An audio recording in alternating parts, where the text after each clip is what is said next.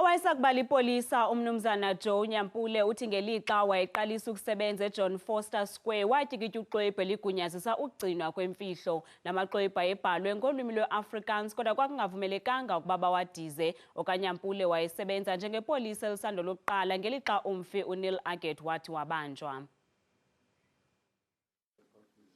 Umnumzana Nyampule ubephekwa esophulwa ngemibuzo kwikomishoni ephanda ngokusweleka kwetshantliziyo lezopolitiko umfi uNeil Aggett.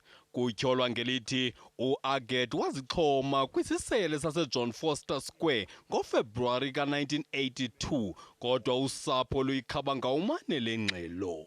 uNyampule uthi amagosa esipolisa engavunyelwa ukuba achaze imeko yamabanjwa. Ukwaxelele inkundla ukuba amagosa esipolisa amhlophe ayevunyelwa ukuba ancwine amabanjwa ezopolitiko. Ngelixa amapolisa antsundu ayesetyenziselwa ukuthutha nokutolikela amabanjwa.